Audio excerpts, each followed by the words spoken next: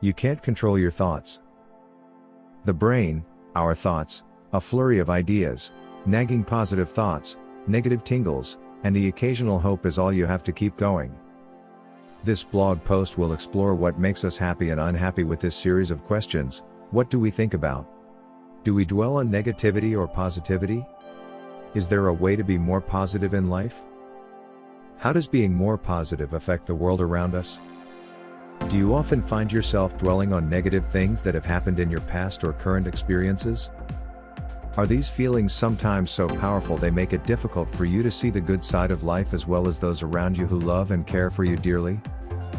Look at the 5 major points, in my humble opinion, of course. Did you know that your brain sees absolutely no difference between reality and imagination? The brain reacts equally to everything you think about. At this point, there is no difference between objective reality and your fantasies. This is why the so-called placebo effect is possible. If your brain thinks you are taking a pharmaceutical, not a sugar pill, it reacts accordingly. I drank a placebo, thinking it was aspirin, and my brain will give my body the command to lower my body temperature. The nocebo effect works the same way but in the opposite direction. If a hypochondriac is watching the evening news and hears about the outbreak of a new disease, he may even start to feel the symptoms physically. The good news is that if you look at the world with rose-colored glasses, you probably feel happier because of abnormally high levels of serotonin, the joy hormone, in your blood. Any constructive thought or fear of a bright future can improve your physical well-being in the here and now. You see what you think about most. Whatever you think about becomes the basis of your life experience. Let's say that if you buy a new car, you're more likely to notice cars of that brand around town. It's all about how you think about your car more often than before. Why should you know? The thing is, you can get out of any stressful situation by reprogramming your thinking. Conversely, if you try to analyze the political situation presented by different media in different ways, you will only believe those that reflect your point of view. There is one more thing. Have you ever noticed that people quickly group themselves by interests? Positive people are more likely to be friends with the same positive people. And hypochondriacs are with hypochondriacs. It's not a coincidence. If you want to change something in your life, start by changing your thinking patterns. Most of the time, your brain is running on autopilot. On average, the human brain generates 60,000 daily thoughts. But more than 40,000 of them will be the same thoughts you were racing through your head yesterday. That's why it's so easy to slip into a corkscrew of negative perceptions about life. And that's why we need to change our usual environment to an unfamiliar one to clean our brains.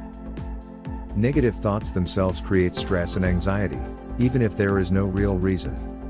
And they really damage the immunity that is forced to respond to it. Train your brain.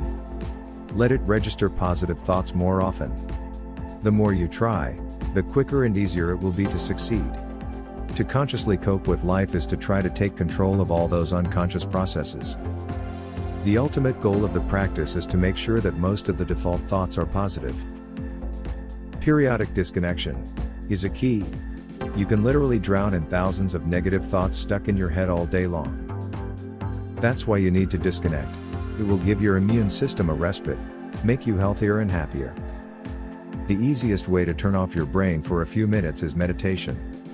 It allows you to turn your mind into a comfortable and effective tool. And a little more. I'm about to go on holiday. Choose an active holiday: skiing, diving, hiking.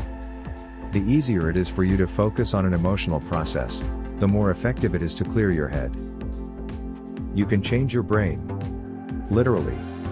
Physically. When you focus on mental activity, your brain at that moment is actively generating new neural connections. Biologists call this process neuroplasticity. Here's how it works. If you think you can't lose weight, you will only gain strength in that thought over time. But if you replace this subconscious belief with the idea, "I'm in great physical shape," your brain will create new neural connections every time. You will start to notice new opportunities more often, which will allow you to transform this subconscious system into a new reality. You can subordinate your consciousness and change.